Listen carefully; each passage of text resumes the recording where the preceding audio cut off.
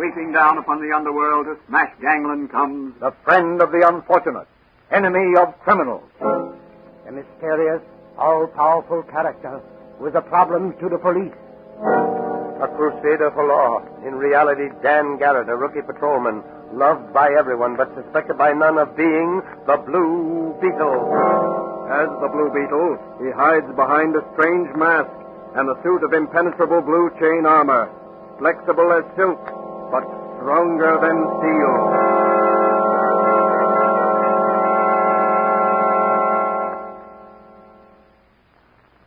Today's episode of the Blue Beetle is entitled Sabotage and Liquidation. Will the Blue Beetle prove smart enough to checkmate the clever and ruthless band of international saboteurs who are planning to sabotage Uncle Sam's new fighting planes? As our story opens today, Dan Garrett, who is also the mysterious Blue Beetle, is discovered entering the little apothecary shop run by his friend, Dr. Franz. He seems to be in a hurry. Doc! Doc First, are you alone? Hello, Dan. Why, what's the rush?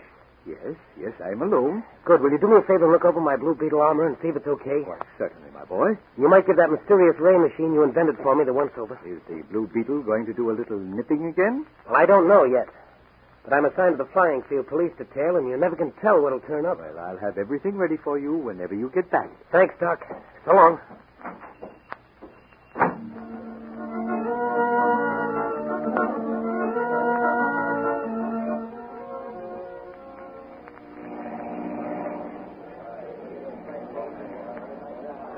And have you noticed, Danny, me boy, that the chief gives us the best special assignments? You're right, Mannigan. You know why? Maybe he likes the way we wear the uniforms. No, that ain't it. The commissioner likes you, Danny, and he's given the chief orders to give me and you the good assignment, so you'll have the advantage of my superior wisdom and experience in handling ticklish situations. Oh, so that's it. Sure. Like, for instance, this one today, out here at the flying field. They're testing out one of the new fighting planes for the United States Army. Yes, I know. They say it'll outfly and outfight any flying ship in the world. Well, now, suppose some of them foreign agents, or maybe the Blue Beetle was to Sabotage. Yeah, that's it. Suppose they was to do that, and that plane up there was disabled and crashed. Well, it would be up to us to make an investigation on the spot and keep the crowd back and look for clues and interrogate Mannigan. Yes, interrogate witnesses and mechanics and people. And what about it? Well, I, being more experienced than you, I know how to take charge and... Well, it looks like you'll have the chance to do your stuff, Mannigan. That plane is in trouble. Yeah, that's right. Hey, look, his motor is tearing loose. His wings are breaking in two. He's trying to do a ball me. He'll never make it. Hey, where are you going, Dan? That plane is going to crash. I'm going to save that pilot if I can. Hey, wait, you can't do nothing. He'll be killed instantly. He's going to pancake. Look out. Hey, everybody stand back. Hey, wait for me, Daddy. You'll be burned to a cinder if that plane catches fire. I'll have to take that chance. You stay and hold that crowd back, Mannigan. This looks like sabotage.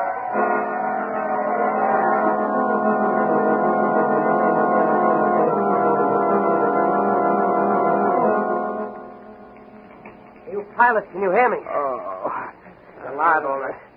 Come on, buddy, put your armor on my neck. I'll lift you out here before we fry. That's the way. Hold tight. Out you go. There. Now to get you away from this fiery furnace. Here comes the crash ambulance. They'll fix you up. You'll be okay over here. I'll just lay you here on the ground and go help Mannigan with the crowd. As soon as that wreckage cools off, I'll come back and examine it for evidence.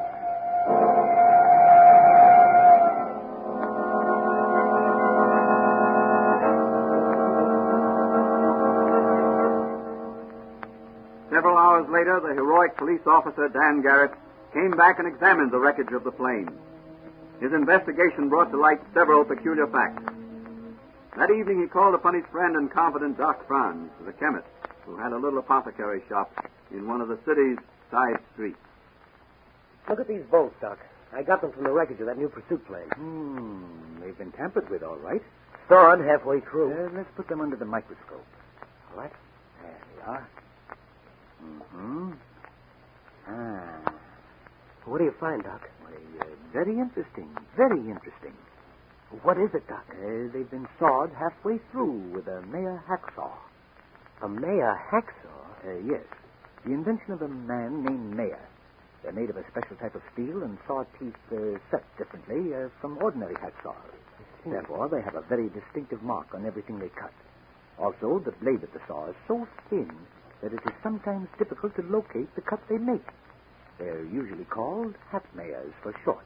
Only one airplane company in this country uses them so far. Is that so? Who? Why, the Darrell Airplane Company. Then this must be an inside job. Yes, Stanley, yes. It looks like it. They had the contract to make several experimental planes of different types. This pursuit plane was one, and a super bomber, which is to be tested tomorrow, is another. Okay, Doc, and thanks. I've got to change into my other costume. This is a job for the Blue Beetle. You take some terrible risks, Danny. I worry about you. Don't worry about me, Doc. That secret 2X formula you gave me at the hospital certainly pet me up. Oh, that was nothing, Danny boy, nothing. That impenetrable blue steel chain armor you made for me has saved my life many times. Yes, but someday something may go wrong and you'll be killed. Why don't you give up this Blue Beetle's character and stick to regular police work? You're popular with the commissioner. Someday you might be chief of police. Doc, I've dedicated my life to helping the underdog and tracking down criminals and bringing them to justice. And no matter how great or how powerful they may be, I've got to do it in my own way. I must work alone. And you're the only one who knows who the Blue Beetle really is. I value your confidence, my boy. You're doing a grand job. Thank you, Doc. I better get going. I've got a lot of work ahead of me tonight. How do I look? Very mysterious and very terrifying. How does the magic ray work? Well, listen.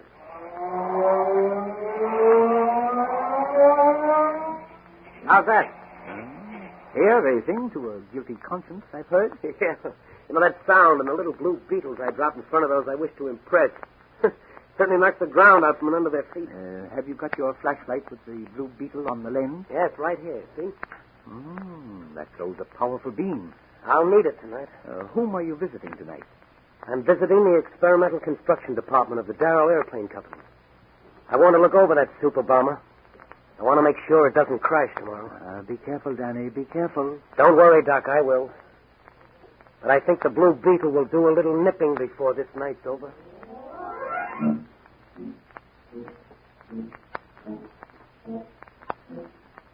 Beneath the wings of the giant bomber in the experimental construction department of the Darrell Airplane Company, a shadowy, sinister figure moves, guided only by the light of a small pocket flash.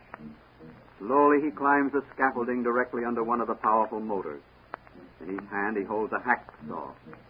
In a holster at his waist protrudes the butt of a .45 Colt revolver. Silently he mounts to his goal. That pursuit job was a cinch today. Tomorrow this bomber will crash. It sure is an easy way to make... The Blue Beetle! Oh, yeah? We'll take that with the Blue Beetle! I got him. The Blue Beetle's not so invulnerable after all. Lucky I was healed or he'd have got me. I better beat it until Captain X-13 somebody's wise to us. Let the other workmen find the Blue Beetle's body here in the morning.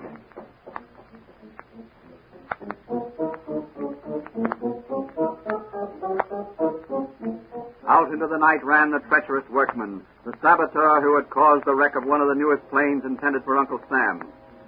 In a fast motor car, he speeds away to report to the mysterious X-13 the discovery of their secret. As he reaches his destination, he comes to a stop before an iron gate.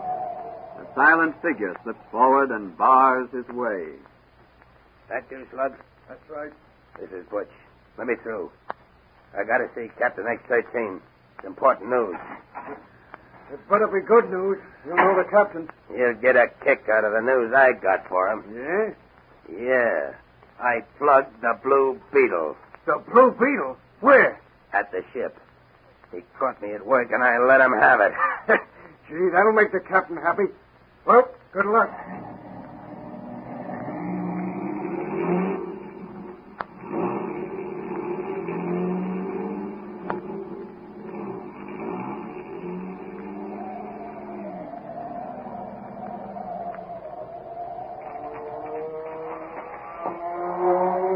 Wait for me, gun, Butch. You're better with a hackmayer than you are with a Colt. I just sworn I got you. You fired at that flashlight, but I wasn't behind you. Well, you won't get away with it a second time. I'm gonna... Let that be a lesson to you, Butch. Never lead with your right. There's dynamite in my left. So I'll just tie you up for safekeeping, and then I go to Captain X13. Okay, Mr. Blue Beetle. That's what you get for mixing in things that aren't any of your business. Hey, Butch, are you all right? Oh, what hit me? Blue Beetle here. I sneaked up and sucked him when he started to tie you up. Come on, give me a lift. We'll carry him into the house and let Captain X13 decide what to do with him.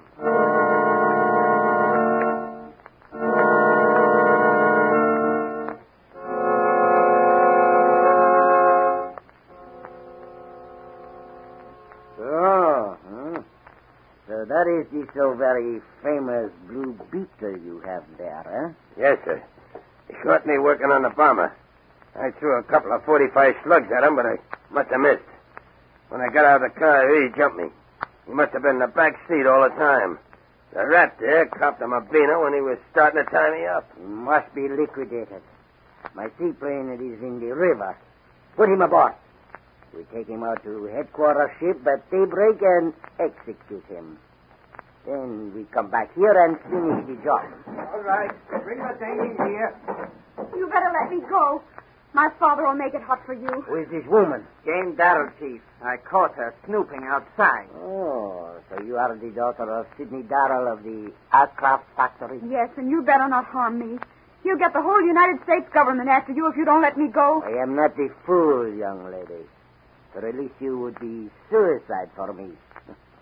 I choose not to die until my work is done. You will stay here. I won't stay here. I'll yell and scream till everybody can... Take her away. Find and gauge her and put her with the other one. What are you going to do with me?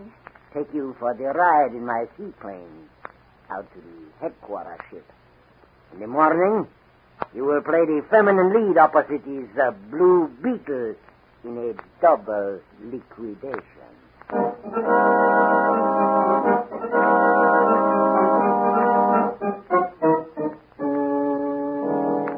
At daybreak, Captain X13 and his crew of nefarious saboteurs and conspirators, with their two prisoners bound and gagged, take off down the river in their seaplane and head toward the sea. When the Blue Beetle regained consciousness, he managed to sever his bonds with his magic ray machine. Discovering Darrell's daughter beside him in the dark baggage compartment of the plane, he quickly removed her gag and bonds. Who are you? I'm Jane Darrell. Jane Darrell. What are you doing here? They caught me investigating their hideout, and they're going to liquidate me. That's what they think. Who are you? The Blue Beetle. The Blue Beetle? That's right. Well, then you're to be my leading man.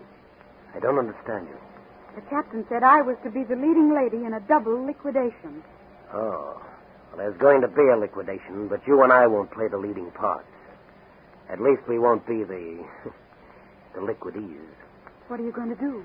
The Blue Beetle is going to use his nippers on a certain Captain X13 and his gang of saboteurs. I'll help you. No, you stay here.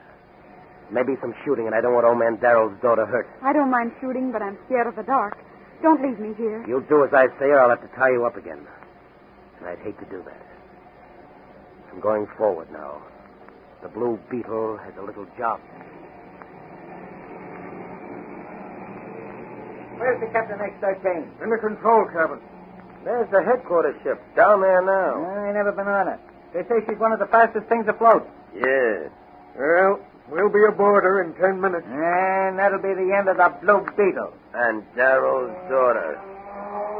Blue Beetle. Let me at him. Hook him on the beam. Out of the way while I drill him. You're there for punishment, Butch. Take that. All right. You hit a man's knee with your jaw slug. I'll take care of you two, and it's for you, rather, whatever your name is. Here's a little jujitsu. And a little rap on the head with Butch's gun to keep you quiet. What a bunch of sissies. Or else Doc's formula's given me a super wallop. Mr. Blue Beetle, you will please drop the gun. Captain X13, I presume. Well, go ahead and shoot. Your bullets can't hurt the Blue Beetle. We shall see. You're satisfied, Captain? Now drop that gun or I'll drill you where you stand. That's more like it. I get back to those controls and keep this plane in the air. The automatic pilot is set. It will direct the plane. You and me, we talk business, huh? You are a very brave and clever man. I can make you rich. Get this straight, you cold-blooded fiend. Nobody can buy the Blue Beetle. Now, you get back there and... Can I be of any assistance, Mr. Blue Beetle? No, Miss Darrell. This is a man's job. Oh, On second thought, you can take this gun, keep this mug covered while I tie him to this seat here. gladly. Do you mind if I pull the trigger just a little bit? Oh, no, don't do that. I have the wife and 2 children in Valdonia. They have nobody but me. No, you can't take it, Captain. You're afraid of a woman with a gun. I ought to let you pull that trigger just a little bit. But we'll have to save that job for Uncle Sam. You are a very foolish young man. I could make you Save rich. your breath, Captain. Your career as a saboteur and foreign agent is over. You got him tied tight enough? Sure. He's a sailorman I learned in the Navy. He won't get out of those. I just stick this handkerchief in his mouth to keep him quiet. There. What about the others? They'll be out for a long time, but I'll keep my eye on them from time to time. Look. Where? Look down there. That big yacht anchored offshore. She looks peaceful enough. Don't forget the double execution planned on board for us. That's right. But look, the plane's spiraling down. The automatic pilot must be directing this plane to that ship. Can you pilot a plane? Certainly, I've got a pilot's license. My father makes them, and I fly And them. take over the controls. Come on, snap to it before we get too low. All right. What shall I do? Zoom her up to 2,000 feet. Right.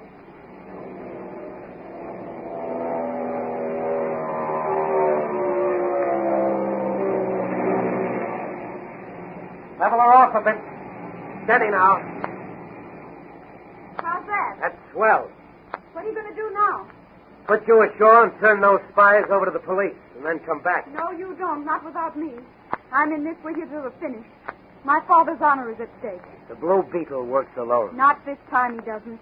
This is dangerous business. So what? I love danger. You could be helpful. Well, come on, tell me. What's your plan? Well, now, let me see.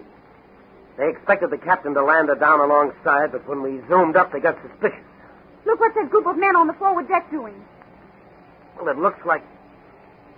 Yes, they are. What? They're uncovering an anti-aircraft gun. Come on, turn the plane around. We're going ashore. Look, and there's a small boat being launched. They're probably sending some men ashore. We must prevent that. How? There's no time to put me ashore now. That's right. Here's my plan.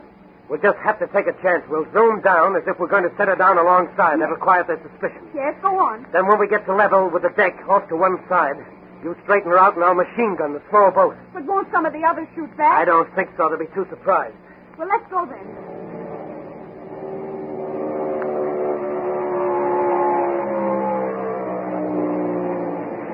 Hold it steady now. Okay. That's it.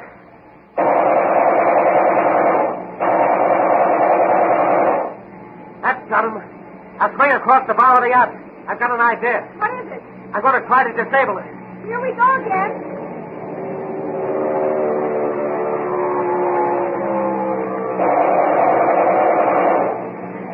Ah, that did it. I raked the pilot house with machine gun bullets. Now zoom her up. Shooting at us. Yes, that was close. Are you all right? Sure, are you? Yes, they can't get me. Zoom her up out of range. All right. But look, that ship's moving ahead. It's tugging at her anchor chain. I wonder why they don't weigh anchor. It's picking up speed. Yes, she's dragging their anchor. They're heading right for those rocks offshore. Something has gone haywire.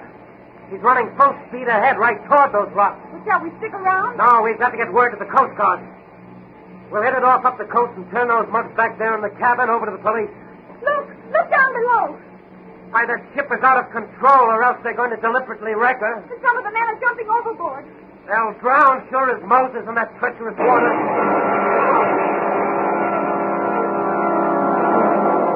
Look, those rocks at full speed. There you go, her boilers. Maybe they had bombs on board. That's right. The ship's sinking. The water's treacherous there. They'll all be drowned. So that's what's called mass liquidation. I'll say it is. Oh, it's horrible. Yes, but think of those poor devils who are the test pilots. They fly our experimental planes intended for the Army and for the Navy. It's horrible for them when the work of foreign agents causes them to crash.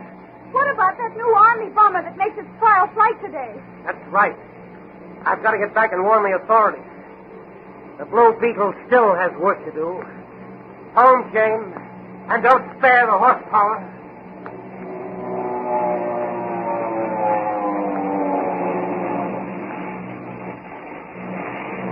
What's the matter? I don't know. He doesn't want to take gas. The oil indicator is down. Look below. Something is hanging. Maybe it's a feed pipe. That's right. Here, put on the parachute. I got one on, too. Well, what are you going to do? Take out fire insurance. If this plane catches fire, we're going to bail out. But what about the men back there? Captain X-13 in the bunch. It'll be just too bad for them. They'll crash and they'll burn with the flame. Wait, I think I can land her in that little lagoon. Better let me take over. Yes, I guess you better. Now, you sit back and relax. Everything is going to be all right.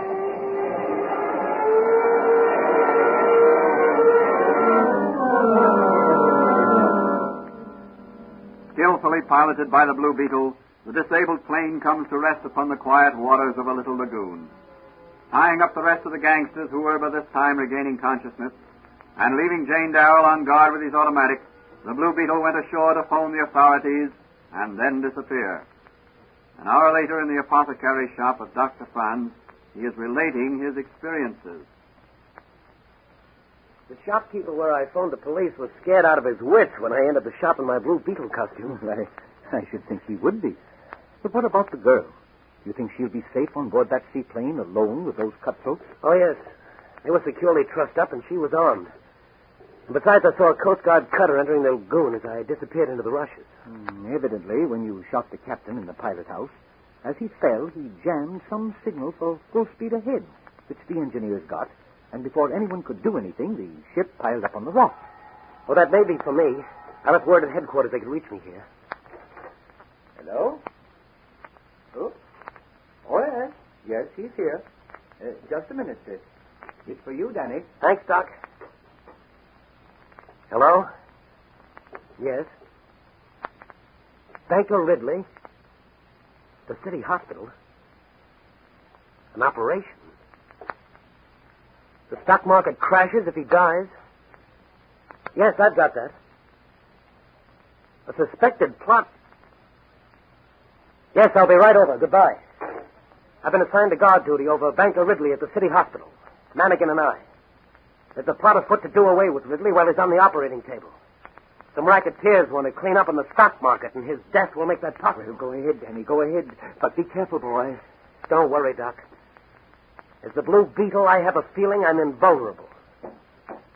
So long, Doc. What will happen to Dan Garrett, the Blue Beetle, on this new case?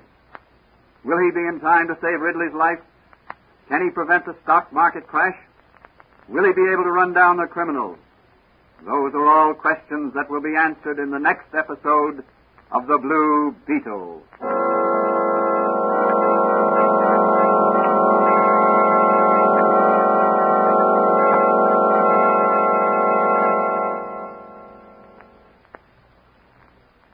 And now here's the Blue Beetle himself to say a few words.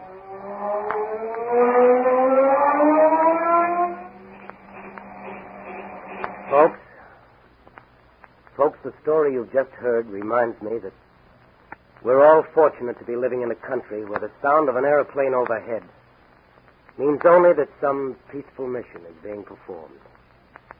Passengers and mail are being transported from one city to another. A businessman being sped to an important conference. Vital serums to some isolated hospital to save a life. Cargoes of goodwill instead of death-dealing missiles. Every morning and every night you should say to yourselves, thank God I live in America, the land of freedom and peace.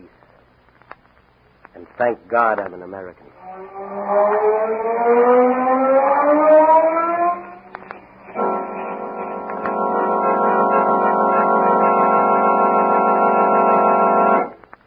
The Blue Beetle is a copyrighted Fox feature appearing in Mystery Men Comics magazine. The Blue Beetle is on the air twice a week on this same station. Consult the broadcast schedule in your local newspapers. And don't forget to listen in.